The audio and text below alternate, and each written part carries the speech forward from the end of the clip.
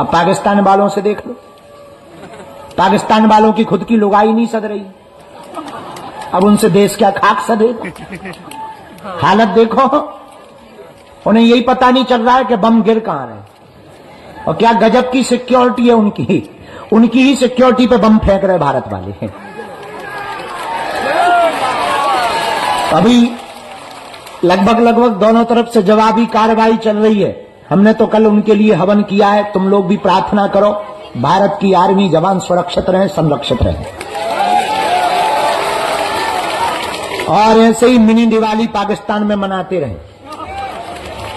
अभी लगातार टेक्नोलॉजी की लड़ाई चल रही है, उस तरफ से ड्रोन फेंके जा रहे हैं, इधर से ड्रोन फेंके जा रहे हैं, पर पाकिस्तान भिखमंगा देश देख लो। बल्कि उनके एक आर्मी ने कहा है कि हम टैंकर ले जाना चाहते हैं, तो दूसरा बोला कि डीजल ही नहीं, ले कहां से जाओ। हालत बहुत खराब है उनकी। अच्छा, अद्भुत बात यह, धन्य है भारत की आर्मी। अब वो भारत नहीं है कि तुम हमें आंख दिखाओ, अब ये भारत है, अगर तुम उंगली दिखाओगे हम घर में घुस के मारेंगे। मजा देखना भारतीय आर्मी का। I proud of you Indian army, कि हम 300 किलोमीटर भीतर घुसकर लाहौर में और कराची में घुस के मार रहे हैं। इसी को जलवा कहते हैं। पहले बॉर्डर पर लड़ते थे, अब उनके घर में घुसकर मारते हैं और आंख दिखा के कहते हैं कि छेड़ोगे तो छोड़ेंगे नहीं।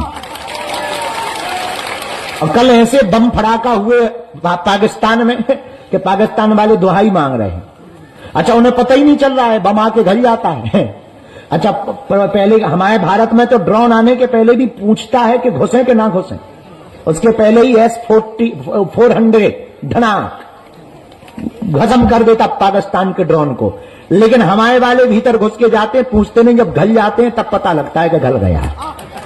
हाँ, दहशत में है, दहशत में। और पाकिस्तान वालों को दहशत में रहना ही चाहिए। जब विचार करो सिंदूर इतना खतरनाक है तो हल्दी और मेहंदी कितनी खतरनाक नहीं होगी। अच्छा, पाकिस्तान वालों को हम सूचना भी देना चाहते हैं कि बताओ, सिंदूर तो झांकी है, हल्दी मेहंदी बाकी है, अब बताओ हल्दी मेहंदी के बाद में फिर विदाई भी तो होती है।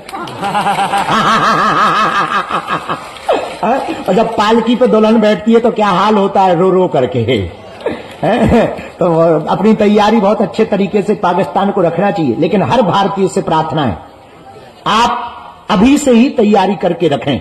अगर युद्ध छिड़ता है, हमने तो तैयारी कर ली है कि हम तो भारतीय आर्मी के साथ बगल में खड़े होने को तैयार हैं।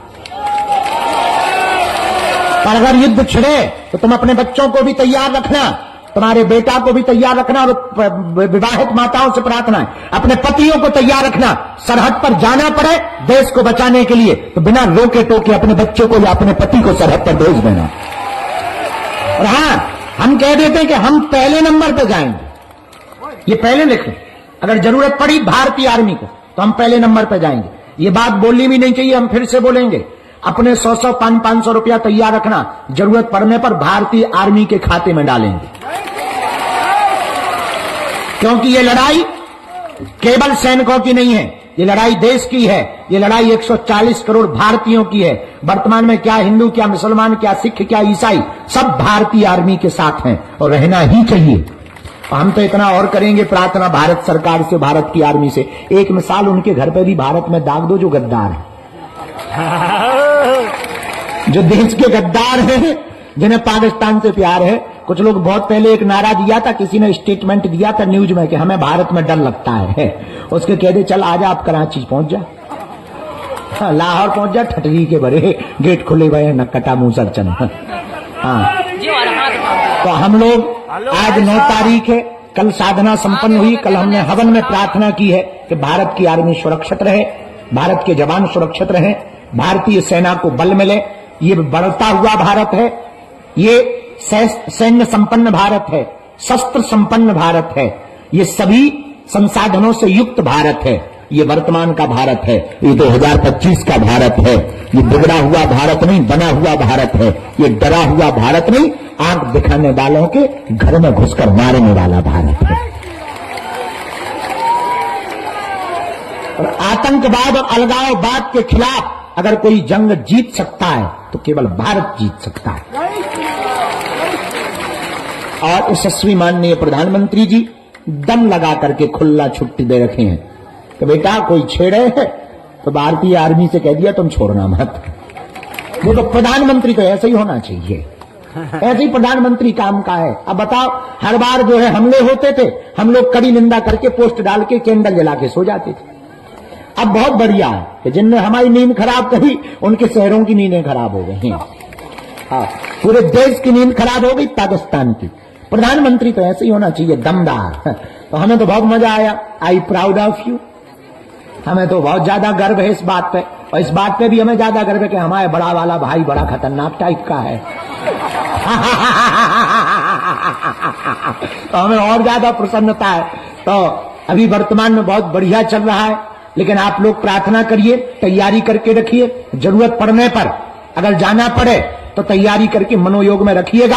हम भारत की आर्मी के साथ कदम से कदम मिला करके खड़े होंगे और पाकिस्तान को और भारत विरोधी लोगों को मुंहतोड़ जवाब देंगे।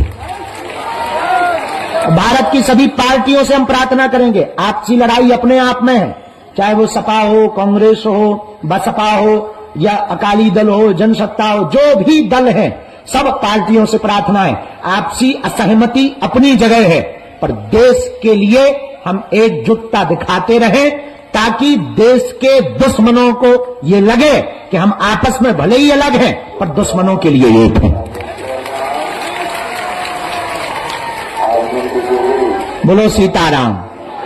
जोर से बोलो, और जोर से बोलो।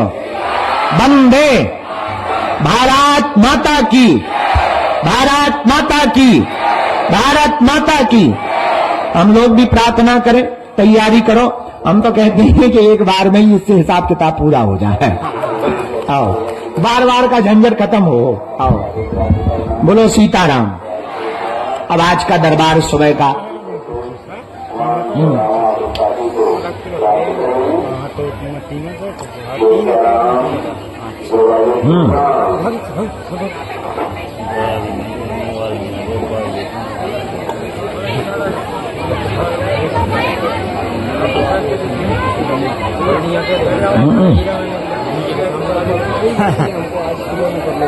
अरे कहाँ पे? बनारस में जाके सन्यासी बाबा प्रणाम करे आओ, सेना पहुंचे। सीताराम कहो। तो कल रात को हमने कह दिया था कि हम सुबह आ जाएंगे। देखो वचन के बहुत पक्के आदमी टाइम के पक्के हैं, वचन के पक्के। तो आज का दरबार शुरू करते हैं। जिन लोगों के लिए गुरुजी आज्ञा देंगे, अर्जी के लिए, और आज आप सबकी कृपा से गुरु ठटरी के बड़े बैठ जा, मूसर चंदा न कटा तोरो कर्जा ले रखो का है, तो बैठ तो जा। आगे के लगे कहीं स्पेशल बन के आगे के लगे, रेलिंग पे चढ़ रहा हूं, मूसर चंद ठटरी के बड़े न कटा। ट्राली ना पलटा लगी हो तुम हो रहे, तुम्हें ट्रैक्टर में लो बैठ हुए, तो छत पे ही पे चढ़ जाते हो खंबा पे।